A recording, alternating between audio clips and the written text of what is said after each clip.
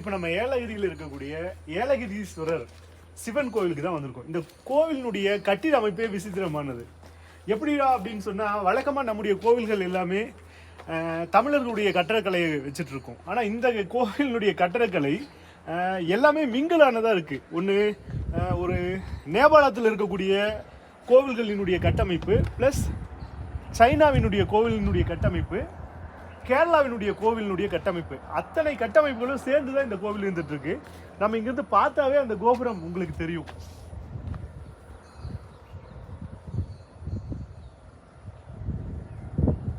இந்த கோவிலுடைய சிறப்பு அப்படின்னு சொல்லி பார்த்தீங்கன்னா, இங்க பாருங்க, ஒரு பாறை மேல ஒரு குடும்பமே உட்கார்ந்துருக்கு. அந்த குடும்பம் என்னன்னு சொல்லி கேட்குறீங்களா?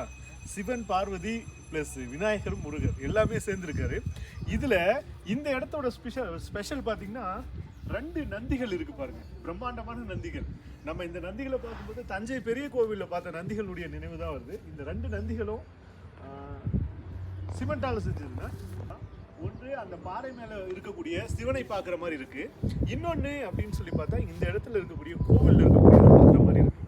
ஆனால் இந்த கோவிலுடைய இன்னொரு சிறப்பு, இந்த கோவில் வந்து மேற்கு நோக்கி வாசல் அமைக்கப்பட்டிருக்கு. அதுதான் ஒரு சிறப்பு.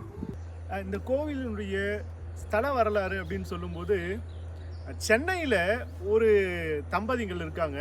அவங்க கனவுல இந்த இடத்துல நீங்கள் இடம் வாங்கி எனக்கு ஒரு கோவில் கட்டுங்க அப்படின்னு ஒரு கனவுல வந்து சொன்னதாகவும், அவங்க இதை தேடி இந்த இடத்துக்கு வந்து இங்கே சுற்றி ஒரு 10 ஏக்கர் நிலம் வாங்கி இந்த கோயிலை நிர்மாணிச்சிருக்காங்க. ஆனால் கட்டிட வேலைகளை தொடங்கி கட்ட முடியாமல் பாதியிலே இந்த கோவிலை நிறுத்திட்டு போயிருக்காங்க. அதற்கப்புறம் இங்கே இருக்கக்கூடிய உள்ளூர் மக்கள் எல்லாம் சேர்ந்து இந்த கோவிலை கட்டி முடிச்சிருக்காங்க.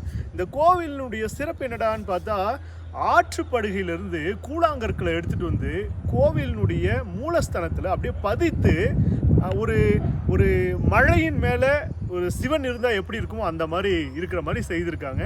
அது ஒரு மிக சிறந்த வரலாறு. இப்போது இந்த கோவிலை நிர்வகிக்கக்கூடியவங்க இந்த பஞ்சாயத்தினுடைய, ஏலகிரி பஞ்சாயத்தினுடைய தலைவர் நிர்வகிக்கிறது தான் சொல்கிறேன். இந்த ஏலகிரீஸ்வரர் கோவிலில் இங்கே இருக்கக்கூடிய ஒரு சிறப்பு அப்படின்னு பார்த்தா, 18 சித்தர்களுக்கு சிலை வடித்து வச்சுருக்காங்க.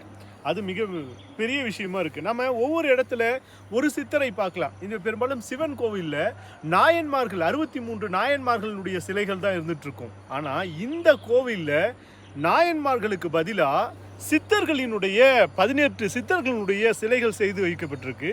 அது ஒரு வியப்பாக இருக்குது. அதுவும் அந்த சித்தர்கள் எல்லாமே தவ கோலத்தில் இருக்கிறது போல பார்க்கறதுக்கு ஒரு மனசுலேயே ஒரு அமைதியான ஒரு சூழ்நிலையை தான் அது உருவாக்கி கொடுக்குது.